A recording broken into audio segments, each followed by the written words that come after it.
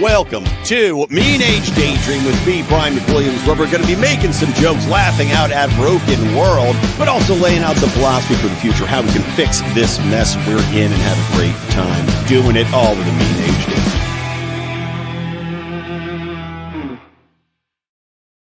Hello, my lovely Latin loopy-loos. Welcome to Mean Age Daydream with me, your beautiful host, Brian McWilliams.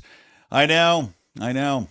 Fiery yet peaceful. That's still how Los Angeles is right now. It's somewhat peaceful anyway. I mean, peaceful if you ignore the arsonists that are setting fires every day. Now I see a new video on social media of another piece of human garbage arsonist trying to set more fires because we've got a lot of them. They apparently caught one guy who was, yes, an illegal immigrant.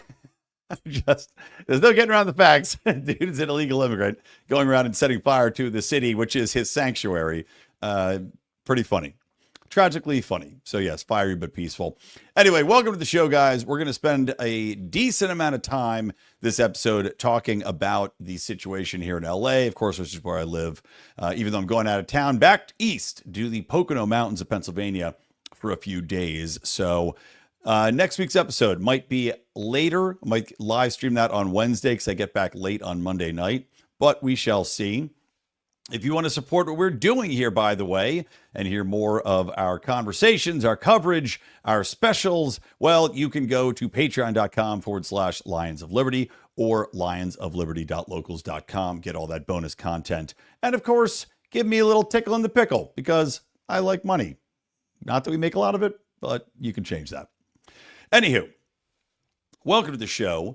As I mentioned, it's, right now as I sit in LA, and by the way, to preface this, I did cover this a bit on our Meme Wars show on Friday with Rico and Odie. We did our roundtable. We're sharing some memes. So some of what I'm going to talk about is going to be a little bit of a rehash of that, but there's been new stuff that's come out since Friday. And in particular, Gavin Newsom, who I can't stand. I mean, honestly, Gavin Newsom is one of the most despicable people on the planet. He is a child of nepotism, of everything that you hate about elites helping each other out, pushing each other into government positions, and then having zero accountability. That's Gavin Newsom. To reiterate multiple times what I've told you guys, Gavin Newsom was essentially married into the Pelosi family, then got divorced out of it, but still those political connections remain. This is why he's so high up in the DNC. He also was adopted by the Getty family, which is one of the richest families in the world, and was, I can't say formally adopted, but informally adopted by the Gettys. And they took him under his wing, of course, brought him into all the biggest circles, helped with his education, helped with everything. So he is a piece of garbage. I was going to say the SHIT word, but I'm told you're not supposed to do that early in these videos or the algorithm slaps you. He is a piece of you-know-what that has been pushed into our faces, pushed into our politics, pushed into our world by people that have power, privilege, and money. So that's how he got where he is. And if you're wondering why he maintains this kind of, facade of bulletproof, veneer douchebaggery, well, it's because he really has nothing to fear.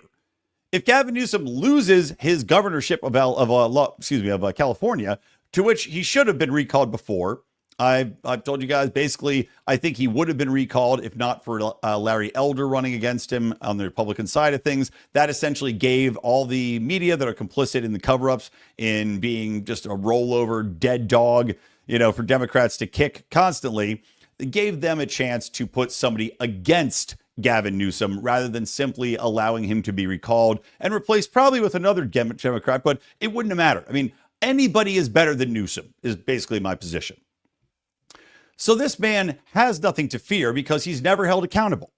We are a one-party state here. We are a uniparty. Now, that might change after all of the fires, after the mismanagement of watching him tap dance and lie. And we're going to talk about some of his lies after this massive fire. I mean, maybe people are going to start to wake up. And I think you're seeing some of that, even in our news coverage and even in national news coverage of the fires in California. He has been getting more heat than usual. Now, is that going to lead to a recall? I don't know. I hope so. I know there was one on the books that they were planning because, again, our homeless situation here in Los Angeles is terrible. The mismanagement, the taxation, everything is brutal to anyone that lives here, which is one of the reasons why California is one of the top states for people fleeing in the entire country. I think last year we lost something like 100,000 residents. But let's get a little bit into, the particulars of the situation here. Now, to reiterate what I said on Friday with Meme Wars, we have a situation here in Los Angeles where, yes, you could see this coming in a way, right? We have fires. This is a desert. The city, honestly, is built on what is scrub brush dirt. And yes, there are rainy seasons. You will get some growth in plant life and vegetation, but that's rare, few and far between. We happen to come out of a 2-year period where we had the most rain since like 1990, or I say 1983. That gave rise to a lot of vegetation, which then was not cleared out when the dry season came again. And our water was not reserved because even though California voters had voted for 10 new reservoirs to be built to maintain and contain rainwater when it does rain, so that we have it when we need it, because we're always in a drought in California because that's the desert temperature we're in. Well, they built zero. That's on Gavin Newsom. The people voted for it. It didn't happen. But we're in a situation here where you come out, the brush isn't cleared, the trees aren't trimmed, you're not doing your fire lanes and clearing lanes in the what it should be removed, especially around the areas that got burned to the ground in the Palisades, which is eradicated. It looks like Hiroshima bombed it. Same thing with an area called Altadena, which is out towards Pasadena. It legitimately looks like it was just Dresden firebombed. It's gone, completely leveled.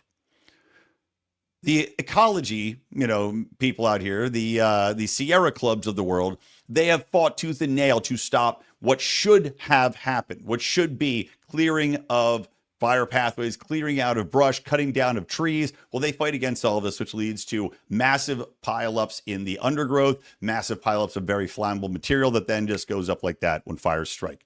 At the same time, while this is a wet season, technically, we often will have periods where you don't actually have big rains. This is our quote unquote wet season. Well, during the wet season, we still have high winds coming out of the deserts. That creates an area where it's super dry. And I was saying on the show on Friday, I don't know for sure whether or not this was a brush fire because it is unbelievably dry and you have 60 to 80 mile per hour winds blowing through in some places. It's possible that brush fire just from friction started up. Now, it's not that hot, mind you, but it's possible. What's more probable in many cases is that it is arson, it's electrical wires, and you remember all the biggest fires that have happened in Los Angeles, all these Democrat assholes say it's climate change. It's not climate change. Flat out, it's not climate change.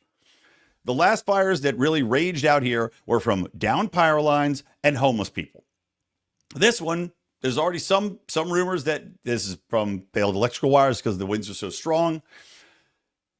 Could be from the brush, but what it definitely is not, again, is not climate change. Nothing has changed in the climate in California. Nothing has changed in the drought patterns. Nothing has changed in the weather patterns as far as rain. Nothing has changed as far as winds. It's all the exact same. What did change is that when this fire happened, it happened in a region called the Palisades. That was the place that I just said was devastated. It's a very exclusive neighborhood. Celebrities live there. People with massive amounts of money live there. And granted, there are some people that just live there that have been there for generations and generations. But this is a very exclusive place, very close to Malibu and Santa Monica, with a very hard in and out. I was talking about this, basically the night these fires broke out on a friend of mine, Chris Smith's show over in Australia. And I told him, this is a perfect scenario where you've got a hard to get to place. And that's part of its allure, right? It's hard to get to. Well, that has its ups and downs. And this was a down because you can't get fire trucks in and out of there. You can't get people in and out of there. And on top of all of it, when the fire trucks did get in there, there was no water. None of the hydrants had water, or it was block by block. There was very low water pressure. And why was there low water pressure? Why was there not water? Because a reservoir in Los Angeles that is directly feeding, supposed to take care of this specific, very vulnerable area, was empty. Why was it empty? Well, there was a rip in a cover, and they said that, well, it's empty because, the cover got ripped. You could get some bird crap in there, and that could poison it if it's drinking water. Now, why you need to completely drain a reservoir in order to fix the cover and couldn't keep that water in there in case there's a fire and not use it for drinking water because there's plenty of other places. Obviously, this reservoir, oh, by the way, the reservoir should take 2 weeks. And there's whistleblowers talking about this. 2 weeks. It's a rip and a cover. You fix the rip, you drain the water, you fill it back up. Great, done. It's been empty for almost a year. 2-week fix, empty for almost a year. Why? Well, I would argue, and again, this isn't specifically Gavin Newsom's fault, but we're going to talk about him lying about it. I would argue that once again, we see the beauty of government, the inefficiency of government, the unaccountability of government, of jerk-offs that are up there running the show here that aren't looking at either the DWP or whoever's overseeing these reservoirs and fixing and maintenance, drops the ball on one of the few reservoirs we actually have in this city for a year and lets it go all the way through 8 months of drought, 8 months without fixing it. There's no private contractor on the face of this earth that would let that happen because people would hold them accountable. If this was a private contract and the people of the Palisades were paying money directly to this person, there's no way in hell that reservoir isn't fixed within 2 weeks. But now there's no accountability. Everybody's pointing fingers at everybody else. We don't know who's to blame. And on top of this, the firemen get there. They're plugging in the hoses. They don't know there's no water. They find out when they get there. And shockingly, this was reported on live news in LA, which is, LA runs cover for Democrats at all points in time. Like I said, Larry Elder was called the black face of white supremacy by the LA Times, which has taken a huge turn, by the way. And we'll talk about that soon, too. Firefighters rush in there. They risk their lives. They plug their hoses in. They try to put this fire out. No water's in the hydrants because that reservoir is empty. And nobody told them because nobody's overseeing it. Nobody knows what the fuck's going on. Nobody's fixing the problem. Nobody's communicating. That is government. And anybody who thinks it should be bigger, anybody that thinks it shouldn't be privatized, simply has to look at this and look at the destruction and look at what happened here. There's your perfect example of government inefficiency, stupidity, and unaccountability in action and how it directly impacts people's lives. Now, I don't know if the firefighters had water, if they could have stopped it. You're talking about 68 mile per hour winds. You're talking about fires. You're talking about an isolated area. I don't know if it would help, but I can tell you for sure it would have given them at least a better chance. And it might not have risked the firefighters' lives. Can you imagine that? You're driving in, you're a fire company. You finally get into this isolated area in this bucket of blaze, and you go to put your hose into the fire hydrant, and nothing comes out. And now you're surrounded by flames. You're operating under the premise that you've got this one weapon at your disposal, and even that isn't there because of government. It's pretty amazing. So in the wake of this, Gavin Newsom comes in and walks around shaking his head, just like Gavin Newsom when he goes to the homeless encampments and shakes his head. The homeless encampments problem, which he has made worse through funding. And also, let's not forget how much money has been misallocated because all of the, Gavin Newsom lied, number one, and he lies constantly. And also, watch Gavin Newsom. Because it's entertaining. It's like watching a sleight of hand magician. When he talks, he's constantly going like this. He's moving his hands around. He's doing snippety snaps off to the side. He's moving invisible boxes and stacking them for you to keep you distracted from the bullshit spilling out of his fucking mouth as he lies to your face. It's the exact same pattern as a sleight of hand magician. It's really something to behold. So Gavin Newsom goes out there.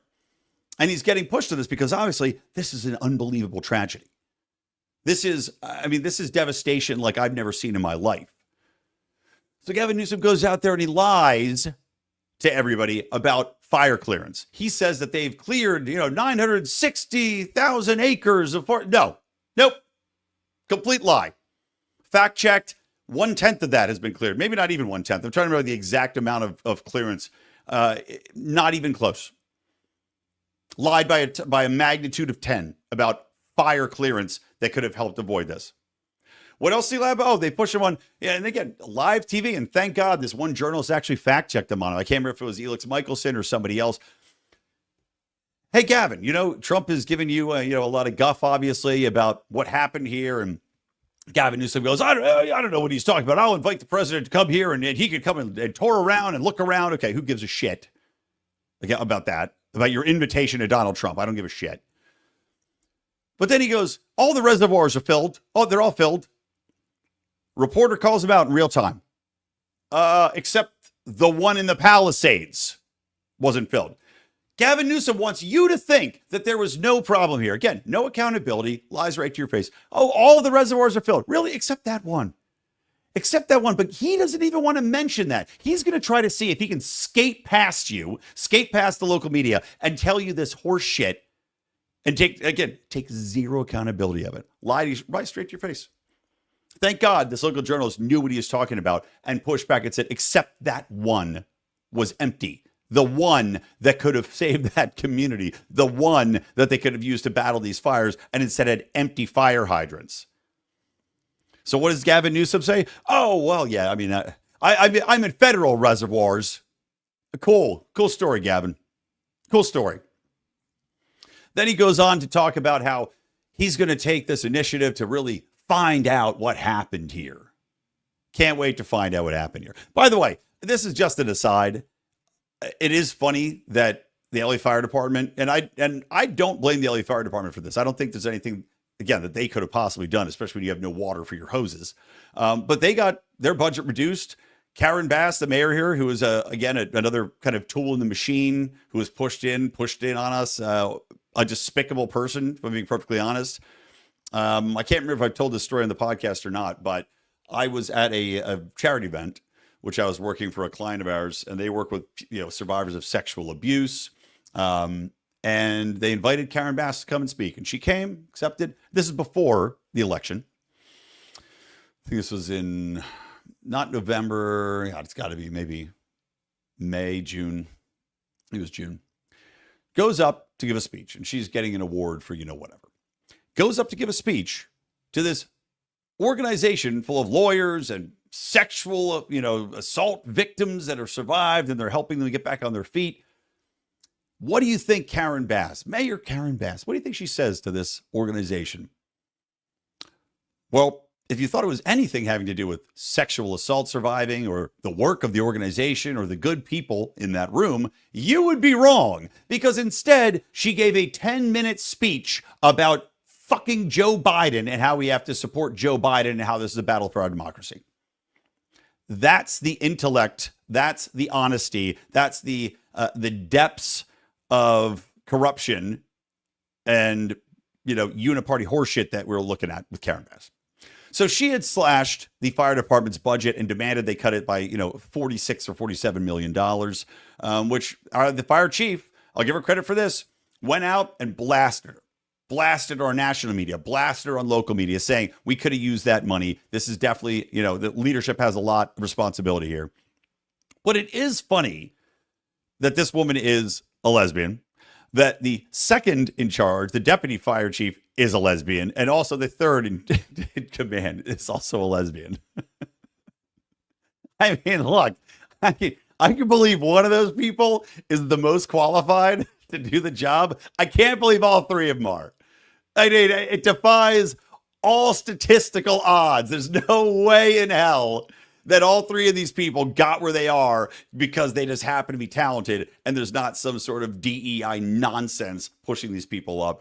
Again, not to blame them, but it is a bit ridiculous, especially, as you said, the deputy chief, who is a bulky kind of lesbian-looking gal, who basically said that she's not worried about having to carry a man out of a building, which basically she can't do, because if he's in a building on fire, he got himself in that bad situation. Again, you tell me she deserves to be where she's at. Hard to believe. So anyway, Gavin Newsom lies about the reservoirs, lies about the forest clearing and the brush, and then, gotta love this, goes on social media and does some interviews crowing. And I projected this would happen. I predicted it, and I'll give myself a big pat on the back, because I said, the one thing that might come out of this that could be beneficial for California is that there's so much destruction here. Gavin Newsom desperately save his own ass, which is all he's doing right now, is trying to save his ass. Just like, and again, I had talked about Mark Zuckerberg and his flip on free speech. And I said, I don't really care how Mark Zuckerberg arrived at this. I don't care if it's to protect his own ass. I think it's just in response to market forces demanding free speech. But again, I don't care how he got there. I'm just happy he's there. Now, Gavin Newsom, I care how he got to this because he announced that he was going to slash executive order, slash red tape, slash regulations so people can finally build quickly in California. Now, I said this was going to happen because there were two options here. Number one, you've got people that are going to be filing lawsuits. I'm sure that is going to happen. And Gavin Newsom said that in a tweet. This was another one. You love this Gavin Newsom, this sleight of hand piece of fucking shit, Gavin Newsom. He's crowing about how over text he just got for the first time ever, guys, stop the presses. You stop covering the fires. We've got breaking news from Gavin Newsom over text with the White House that they're going to reimburse California and homeowners for these losses. Great. Cool. Over text. Wow. But this piece of shit, to protect his own ass, announces sweeping executive orders to make it easier to cut the red tape. Now, to remind you, I just did go through a renovation. It took forever. Getting permits takes forever. They make you jump through hoops. Fortunately, I didn't have to do an environmental study, which so many people have to do, especially businesses, even if you're building in a pre-existing structure. You want to put in new wiring and put in some plaster? Okay, environmental study that's going to cost you $20,000 goes straight to the state, goes straight to the cronies, goes straight to the lobbyists.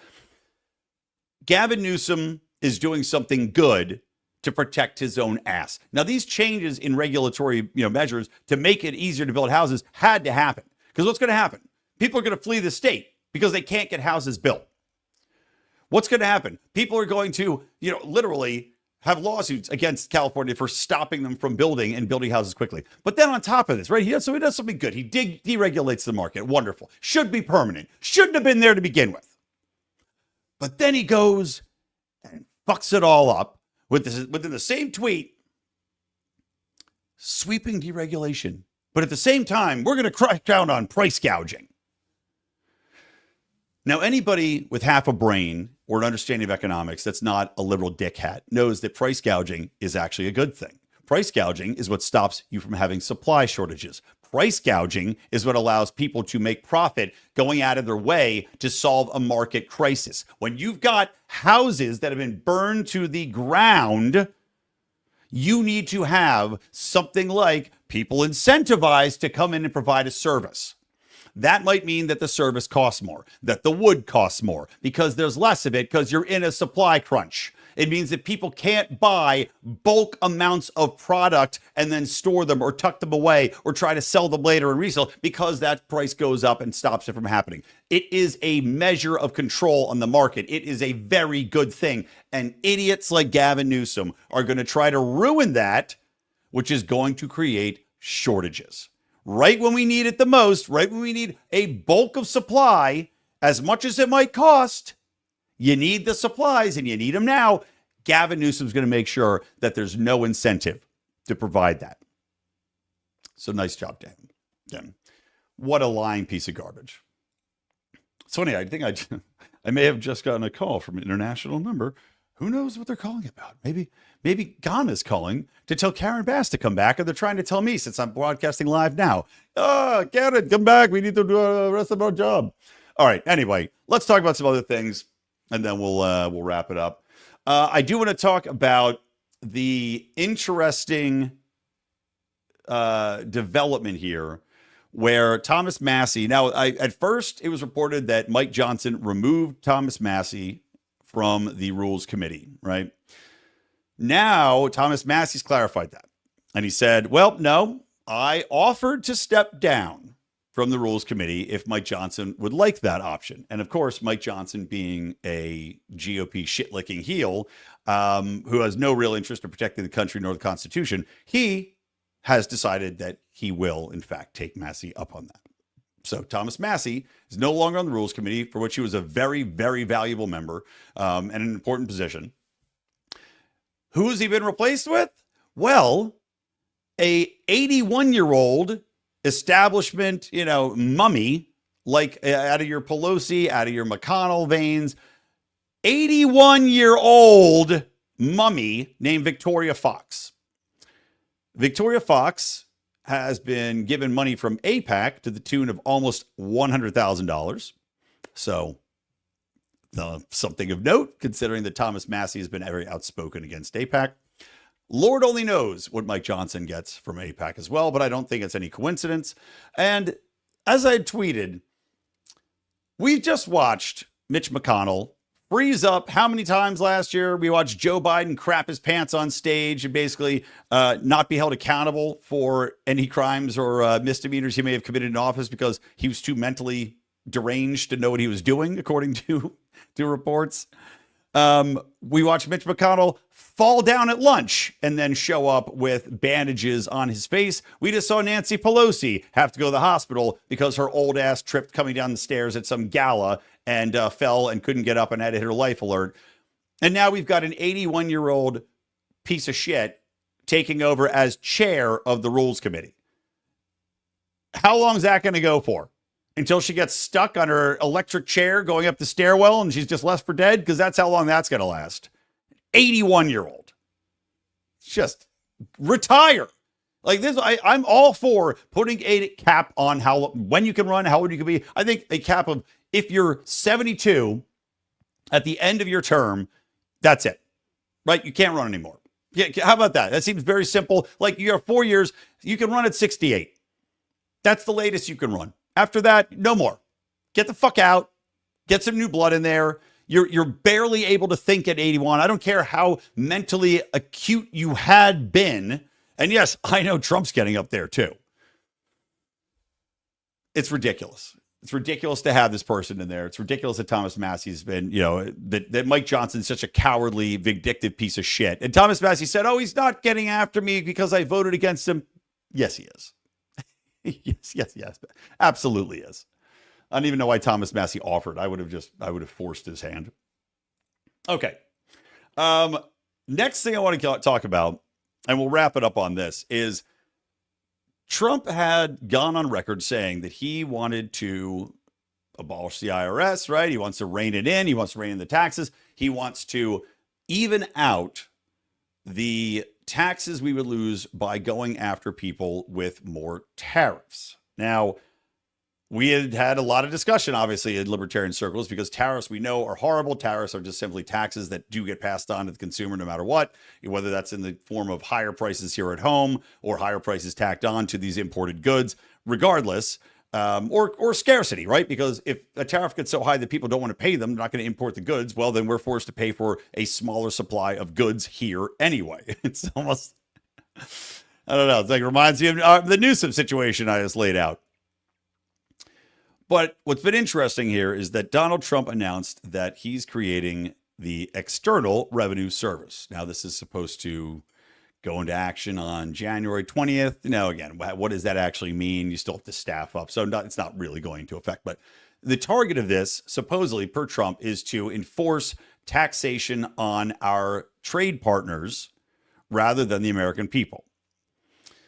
So what you're going to see is a lot of libertarians go and whinge and whine about the fact that this is now, the tariffs are bad and that this is still going to be an affront and blah, blah, we shouldn't have it. Yeah. Yes. Agreed. We shouldn't. But are we moving in the right direction? Yes, we certainly are. Anything that defunds, anything that shrinks, anything that eradicates the IRS or lowers the tax burden on American citizens is a good thing. Flat out, period. That's it. It's a good thing. The weaker the IRS gets, the smaller it gets, the lower our taxes are, the better. And yes, I get people are upset about the fact that this is now turning towards external forces. But at the same time, I could see this being beneficial in a few different ways. Number one, if you're lowering the tax burden, if you're lowering corporate taxes, if you're lowering personal taxes on people, you're giving them money to spend here domestically. You are giving them money to invest. You're giving them money to start a business. You're giving them money to hire people, to give people raises. You're giving people incentive to do business here, to grow our own economy. Now, if you also deregulate the shit out of things, which is what Trump did a pretty good job at. I didn't like a lot of what he did in his first term, but he did a pretty damn good job trying to deregulate our massive, these unelected bodies that just keep passing rule after rule after rule that typically only aid the most, massive corporations and lawyers. If you deregulate, at the same time that you say, okay, we are actually going to reduce the tax burden, we're going to try to put this on the exterior forces in a form of tariff or something like that, well, then you are going to boost your domestic product. You're going to boost your domestic, factory output. You're going to boost the possibilities for massive new companies to start here. So there is that benefit. And I think that trade-off is absolutely worth trying. Is it going to result in expensive goods and services in some quadrants? Yes. Is there going to be then a market inefficiency created? Now, it's a false market inefficiency because it's being forced in by this tariff situation. But is there going to be a market inefficiency then? Where Americans, who now are being taxed less, can go, well, you know what? If those goods are going to cost so much, I'm going to see if I can make them here for cheaper or better, or just have them abundantly available instead. Because if these people are going to pull that product off the marketplace, there is a chance for me to fill it. So you're going to see jag-off libertarians, really just jerk themselves off, getting up on their high horse, getting up on their purity, the purity wagon that they want to ride around with silver horses in front of them and make no difference in the world. Or you can have people like me, example, I'm not speaking for the National Party here, but I think probably I'm in alignment with Angela here and some of the other LNC members. I want to see where this is going. If nothing else, we're trying something different and new. I keep hitting my fucking mic. Sorry about that. I'm doing the shorthand. I'm doing my sleight of hand like Gavin Newsom. I want to see something different. I want to see a new approach. If that means reallocating how the taxation system goes, well, fucking give it to me. I want to see it. Put it into place. Because what we have now is not tolerable. It can't last. We are bankrupt. We are trillions and trillions of debt, taxing the shit out of our own citizens, and it's not working. Try something new. I don't care if it's impure. It's moving in the right direction. So try something new. And we'll see what else happens. I am looking forward to this inauguration. I'm looking forward to seeing what happens on the 21st of January. I'm hoping that means Ross Ulbricht is freed. I'm hoping that means a lot of people are confirmed that I want to see in there. And yes, Tulsi Gabbard, her flip-flop on 702 has pissed me off too. For those of you that don't know what I'm talking about the spying provisions that are in the NDAA, which unfortunately were passed again last time around because GOP cowards and Democrat shills voted to essentially continue to spy on the American population. Tulsi Gabbard, after having conversations with several high-ranking members of the security state, apparently has now come around on Section 702 and is not looking to eradicate it. I'll say this. I don't know if Tulsi Gabbard's being honest or not. All I know is get her in there and then we'll see what she does. Because she might be giving lip service saying, well, I think the protections put in place have done a good job. I doubt she really believes that. Just get her in office and then we'll see what happens. So let's leave it at that. And I think that for Donald Trump too, and a lot of these other appointees, I'm sick of seeing the more, again, the loser brigade libertarians, the Chase Olivers and his ilk of the world, attack the LP, attack anything Donald Trump does, attack everything and anything under the sun because they want to stay irrelevant. They want to stay encapsulated in their cocoon of who gives a fuck what the Libertarian Party is good for rather than having impact, rather than having influence. And I'm excited to see what is going to be happening here. And by the way, I'm not going to be there personally, but the Libertarian Party is holding a bash on January 20th, the inauguration bash. Seems like we have a lot of fun. There's going to be a trash truck photo booth, the famous trash truck thing Donald Trump did. A lot of fun, a lot of games, a lot of drinks. So do check that out as well if you're in the DC area. Okay, that's it, guys. Thanks for tuning in. If you want to support us, again, patreon.com/Lions of Liberty, lionsofliberty.locals.com. And if you haven't checked it out yet, go check out the First Episode podcast, my TV review and comedy pod that I do with our buddies Rico and Don. We are doing, upcoming, we're going to be recording this Wednesday night, I believe, so tomorrow night. And we're going to be doing the Norm Macdonald Show, the Norm Show, which was incredible, canceled after one season. And in episode 1, you see why. It's too good. So we'll be doing that and also that new show, Dutch, which is on Fox. It's got Dennis Leary. So tune in. All right, guys, thanks a lot. From me, Brian McWilliams from the Alliance of Liberty Network. And from Mean Age Daydream, keep those electric eyes on me, babe. And keep that ray gun to my head. Talk to you later.